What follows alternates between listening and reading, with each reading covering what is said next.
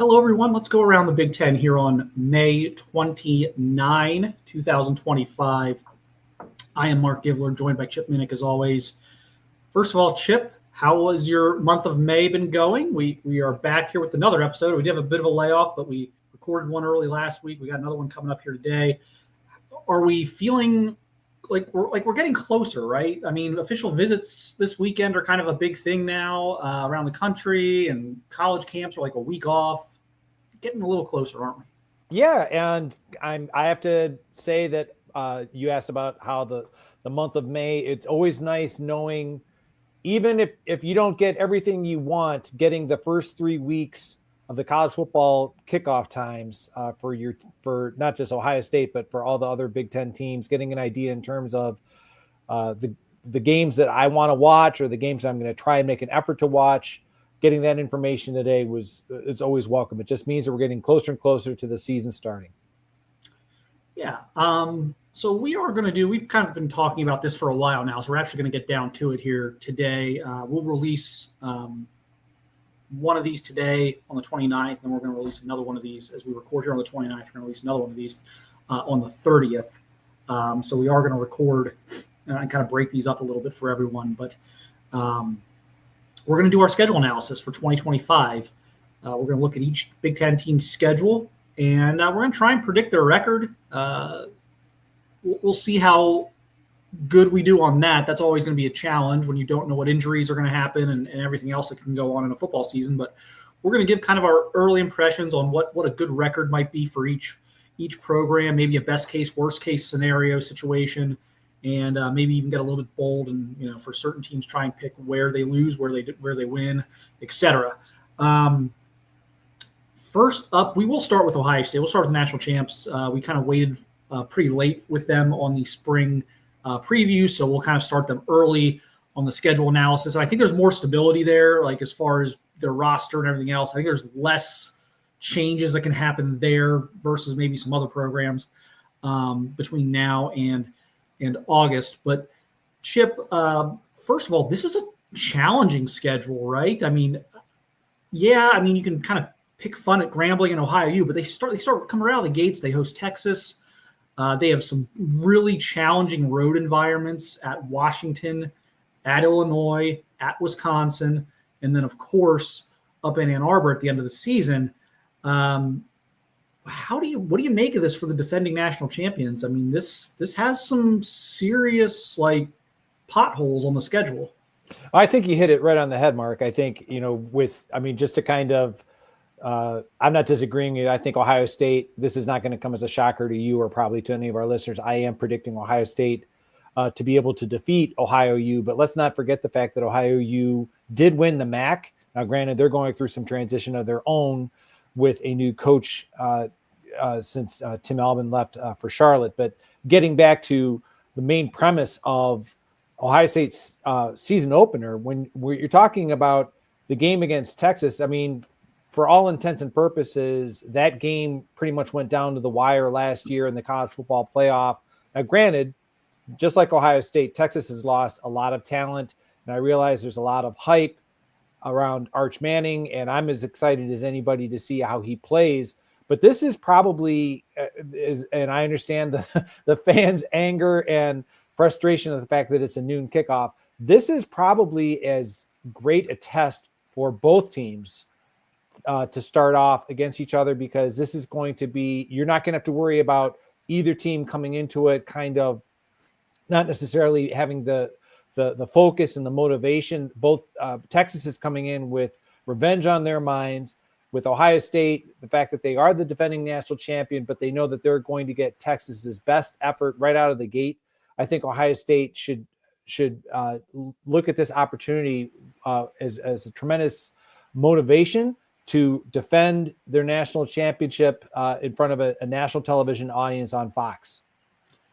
Yeah, we won't harp on the big noon kickoff part of this and get everyone riled up on that. That's I think there's been enough of that. There will be plenty of time for that not being a primetime game. But in this, I can already see people rolling their eyes at this comment, but this almost feels like a play-in game. No, I agree with you. I think the winner of that game is so far ahead of the rest of the country, in my opinion, on an inside track on a playoff berth. It's not even funny. Yeah, it's going to be. I certainly agree that it's going to be, if anything, not only a play-in game, but it'll certainly reflect eventually in the seedings. And we all know that the college football playoff, it's going to be straight seeding going forward. And in this case, it's going to be the last year of a 12-team playoff. But if you're if you're Ohio State and you come out of that with a win, I don't care if it's by 1 point, 7 points, 10 points, that's going to reflect itself in the seeding. And same thing, obviously, if Texas comes out on the winning edge. So whoever wins that, they have to kind of look at it like, all right, we're going to be that much further ahead in terms of the seeding at the eventual conclusion of the season in December. Yeah, it's a big game, obviously. I mean, I'm sure like once August rolls around, we will do like an in-depth preview of the game. Like this is more kind of a let's look at the schedules, let's kind of ballpark a record or whatever. But we'll do some more in-depth stuff on this. This will be one of the biggest games of the year, so we'll be talking about this a lot over the next few months. But just kind of initial thoughts on this, Chip, and like who has the edge here? Because I could argue this either way.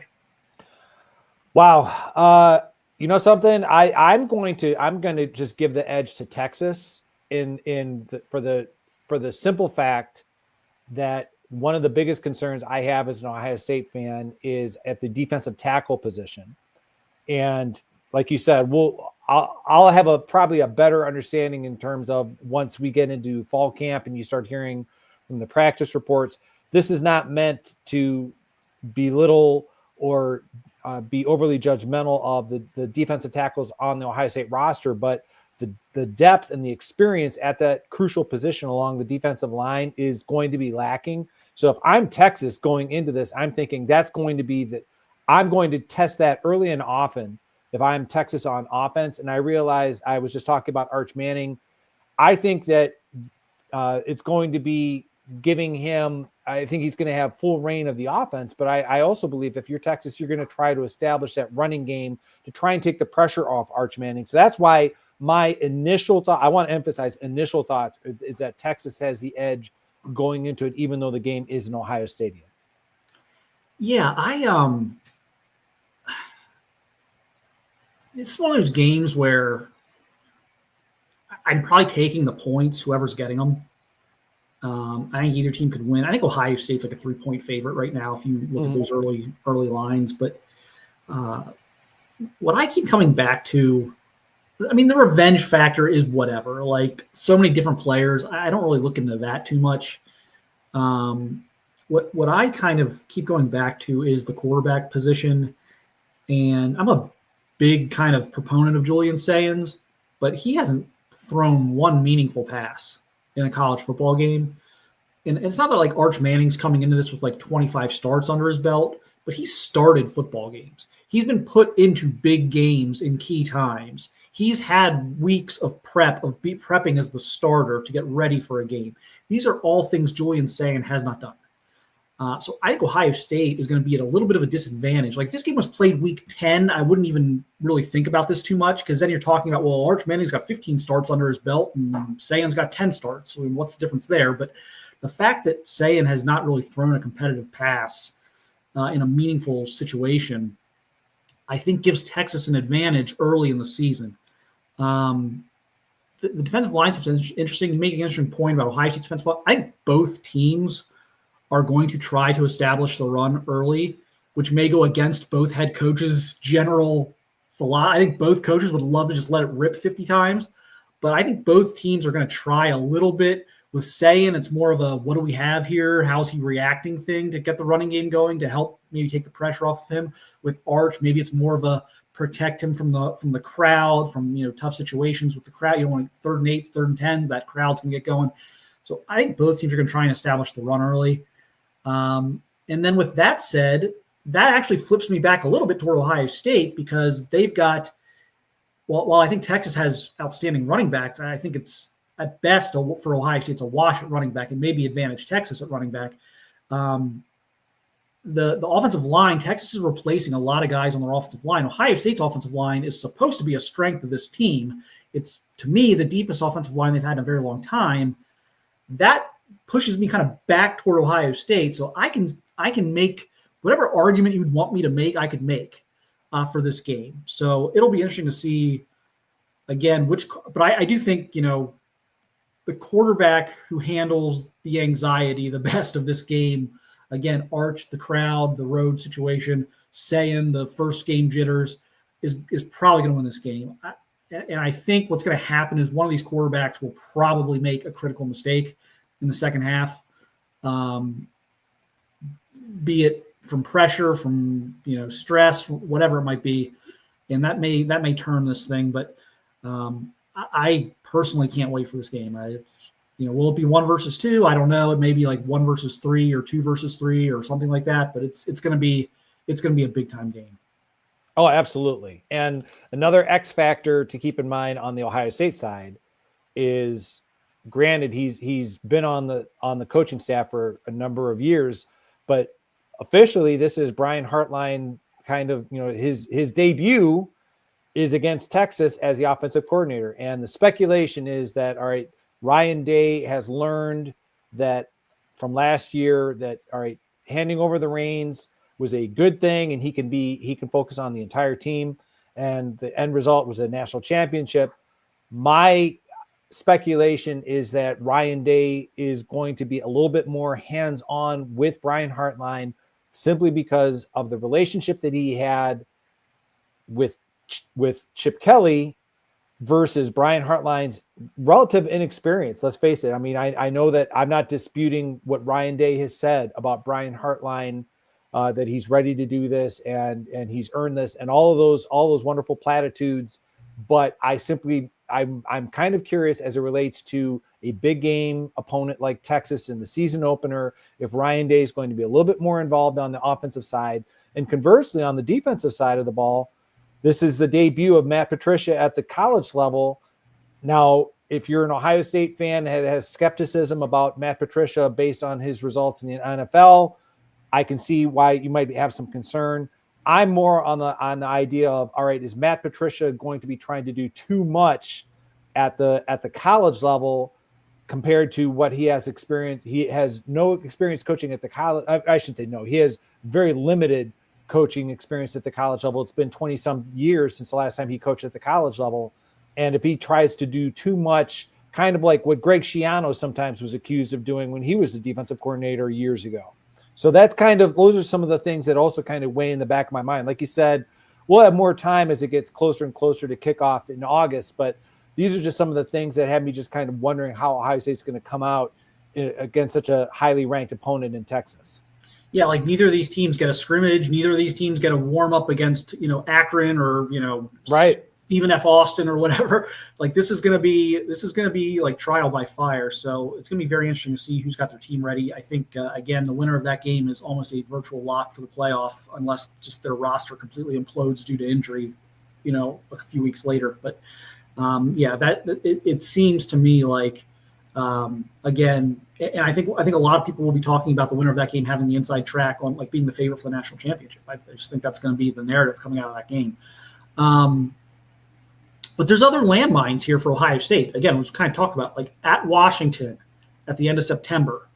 At least they get a bye before that, so maybe that eases things a little bit. Then you've got a pesky Minnesota team at home. Then you go at Illinois, at Wisconsin back-to-back weeks. And then you've also, again, you got Michigan there at the end, in Ann Arbor. Let's put Michigan aside for a second. Sure. We kind of know the deal there. Where's the landmine there? Is it Washington? Is it Illinois? Is it Wisconsin? Is it even like Penn State at home? Where's the landmine? I think it's Illinois. I think this is something that, when it comes to looking at that schedule, like you said, that I think, no disrespect, I think at Washington, that's going to be a more challenging game than I think Ohio State fans realize. I'm not suggesting that based on the spring game that you should be able to judge a team completely, but I did have an opportunity because it was one of the few Big Ten teams that actually televised their spring game. Washington certainly looks improved in year 2, and we talked about that previously. I think Washington will be a good test for Ohio State. The fact that they play Minnesota at home is a bonus. But Minnesota, PJ Fleck, year in, year out, his team lives for these games. He not only lives for these games, but his style of play is granted, it's not overly flashy, but very physical. It's going to be the kind of game where, all right, you have to be ready for some kind of a strong running game and maybe not necessarily a tremendous defense, but they're going to be playing you physically. The point I'm trying to make is that those games, now granted, there's a week in between when we're looking at the Ohio State schedule, the fact, excuse me, let me take that back.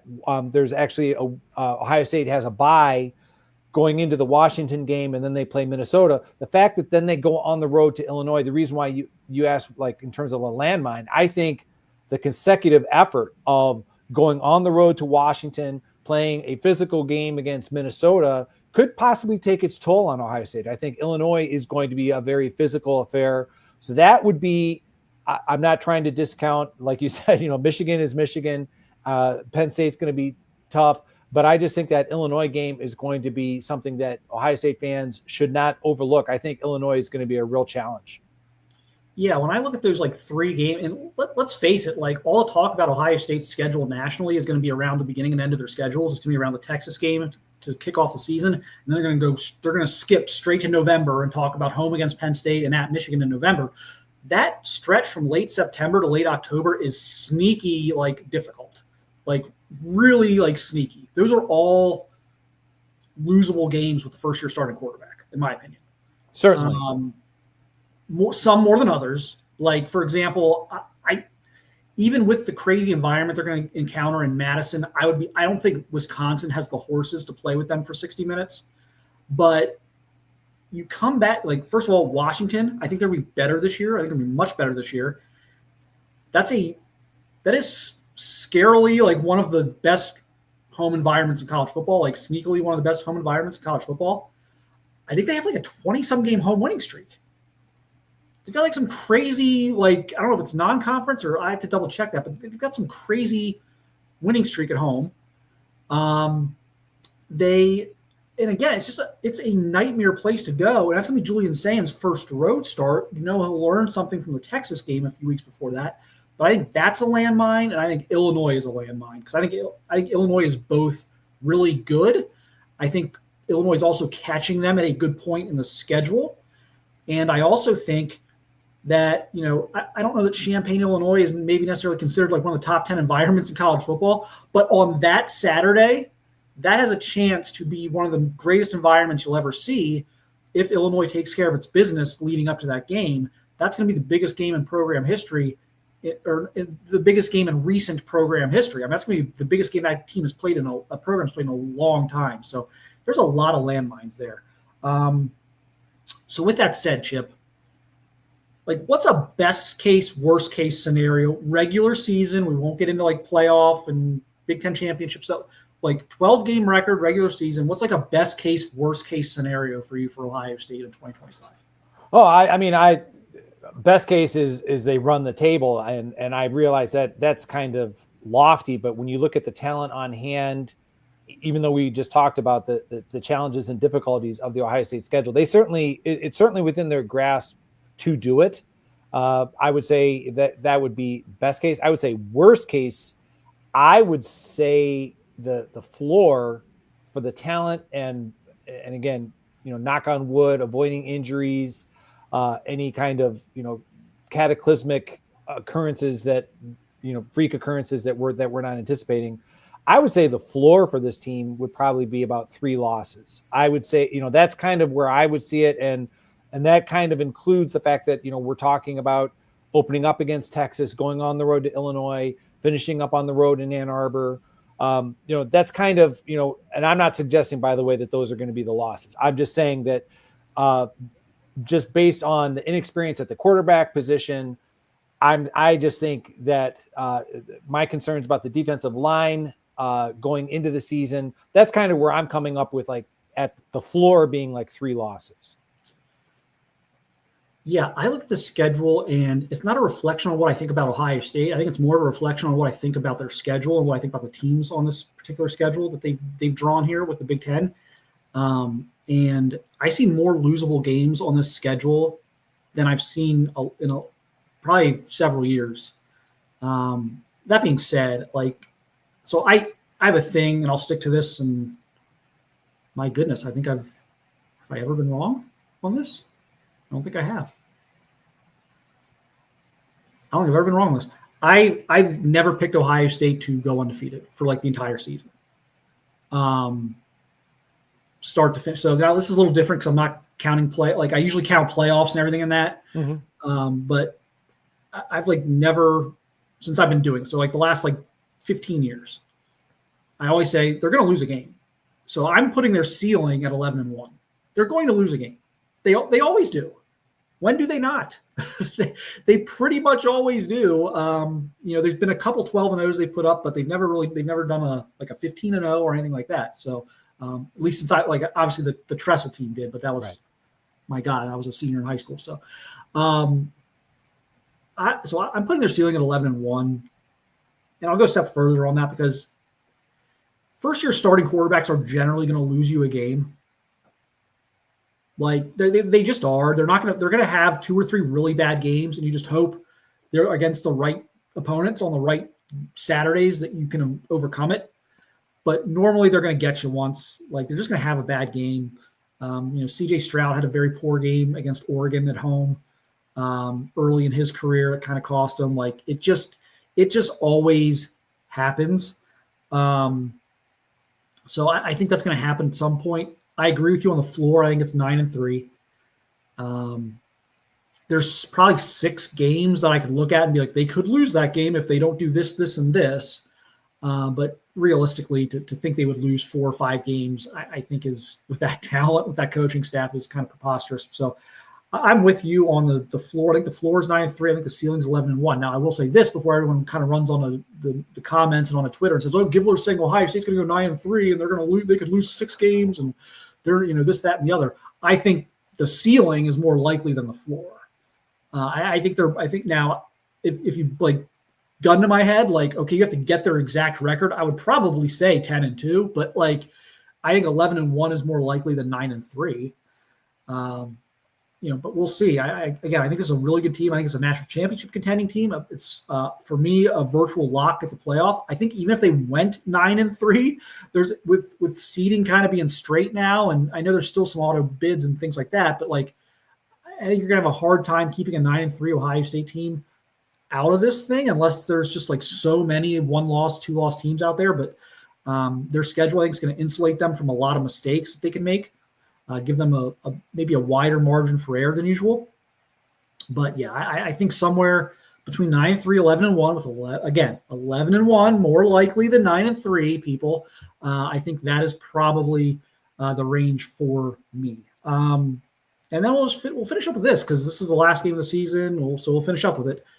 Do they get over the Michigan hurdle, which is hilarious to say right now? This is a team that beat the life out of Michigan for almost 20 years, and now we're talking about there being a mental block against Michigan. Do they get over that this year? Because I got a theory on this, but I want to hear your thoughts first, Chip. I'm gonna go out on a limb and say that they do. And here's my thinking on it is I think my rationale behind this is even though the game is in Ann Arbor, I really do believe last year the way that game, and I'm sorry, I'm still when I replay that mentally in terms of what happened and how it happened, that game that'll be the game that Ryan Day will just forever be kind of just shaking his head in terms of how did we possibly lose this game, even though the game is in Ann Arbor and it's at noon on Fox. That was one of the games that was announced.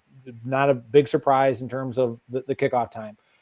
I just believe that the mental hurdle that even though a lot of the players from last year's team have moved on to the NFL, I think there are enough guys on this year's team that they know what it takes in terms of that playoff run. And I'm going to say, at the end of May, without seeing a lot of Michigan, they had a spring game on Big Ten Network, but I wasn't overly impressed with what I saw. I'm gonna say that Ohio State gets past that mental block and that they get back on the winning side of things. Yeah, I have two kind of thoughts on this and why I do think they're going to beat Michigan this year. And before I even get into that, Michigan's an interesting team this year. On paper, they're less talented, yet it's hard to see them having a worse season than they had last year. In terms of their final record, it's a very weird team for me to wrap my brain around this year.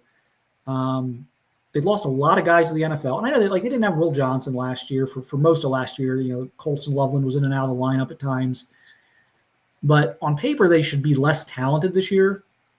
But it's hard for me to wrap my brain around them going, being worse. Going like 6-6 or 5-7. That would just be strange to me. So I'm still trying to like jostle with all that and try and form a real coherent thought on what I think Michigan's going to actually be this year. But there's two things. One, last year's loss to Michigan felt very different to me from some of the other ones. I think a lot of the other ones you could kind of lay the blame at the feet of the defense, whether it be ball control, allowing Michigan to just control the entire second half on the clock, not forcing any punts in the second half, not giving up 40 points a couple of times, or mid-30s several times. Like, last year was such a shockingly poor offensive game plan that Ryan Day's had like a couple of those, and every coach does to an extent, but like Ryan Day's had a couple of those over the years, and every time he does, he like makes up for it at some point. Like, everyone was like, well, like the Georgia game a few years ago, everyone was like, well, kind of getting on Ryan Day about the offense, and they come out and like throw it all over the yard and put up 1 billion points on the best defense in college football in probably like the last decade. So I think they will get an aggressive Ryan Day from an offensive standpoint, whether that's him taking over some play calls or him just kind of with Hartline throughout the season, throughout the week, saying, look, we're going to be aggressive. So I think they're going to get the best version of Ryan Day, the aggressive version of Ryan Day, the let it rip version of Ryan Day, which I always prefer. As I've said a million times about Ryan Day, go be a 7-on-7 team. Stop worrying about people not calling you soft or physical. It doesn't matter. You won the national championship and people are still calling you soft. Like, there's nothing you can do at this point. You could win every game by 100 points and shut out everybody defensively. No one's not going to call. People calling you soft are going to keep calling you soft. It's what people do. So stop worrying about that. So I think they're going to get the amped up version of Ryan Day. I also think, this is going to sound a little crazy, but I do think there's going to be a lot of truth to this.